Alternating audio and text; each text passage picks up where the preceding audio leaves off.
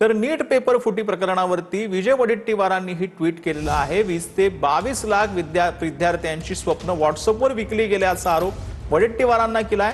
भारतीय तरुणाईच्या दुर्दशेचे चित्र असल्याचं हे वडेट्टीवार यांनी म्हटलेलं आहे। तर वडेट्टीवार यांनी आपल्या एक्स पोस्ट मध्ये काय म्हटले ते आपण पाहूयात। नीटचा पेपर फुटला, जवळपास 20 ते 22 लाख विद्यार्थ्यांचं स्वप्न व्हॉट्सअपवर विकलं गेलं असं वडेट्टीवारांनी म्हटलंय। नेहमीप्रमाणे सरकारी यंत्रणा निष्क्रिय ठरली।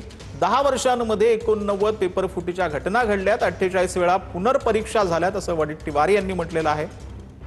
तरुणाईच्या दुर्दशेचं हे चित्र, अर्थात खोट्या डिग्रीवाल्या सत्ताधाऱ्यांना विद्यार्थ्यांच्या मेहनतीची किंमत कशी कळणार असा सवाल देखील यावेळेला विजय वडेट्टीवार यांनी आपल्या एक्सच्या पोस्टमध्ये विचारलेला आहे। तर अनधिकृत बांधकाम असल्यास नियमानुसार नगरसेवक पद रद्द होऊ शकतं। मतीन पटेलांच्या अनधिकृत घरावरून महापौर राजूरकरांनी ही माहिती दिलेली आहे। तर मतीन पटेल यांना लोकांनी निवडून दिलं, महापौरांनी नाही असं समीर बिल्डर यांनी म्हटलं। पटेलचं नगरसेवक पद जाऊ शकतं का? जाऊ शकतं कारण की त्यांच्या इलेक्शनच्या निवडणुकीच्या शपथपत्रामध्ये ज्या घराचा उल्लेख त्यांनी राहता पत्ता केलेला आहे आणि जर ते घर अनधिकृत असेल तर नगरसेवक पद रद्द होऊ शकतं।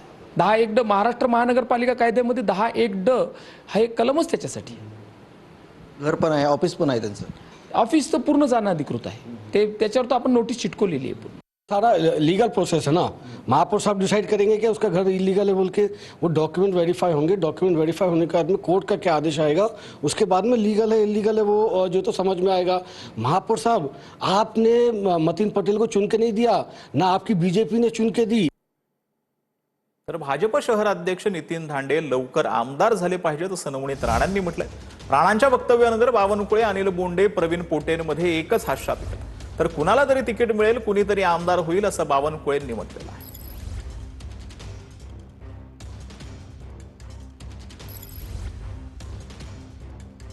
त्यांची लहान बहीण म्हणून मी एवढाच विश करू शकते आणि देवा समोर एवढाच साकडा घालन की माझा भाऊ शहर अध्यक्षापासून लवकर आमदार झाला पाहिजे।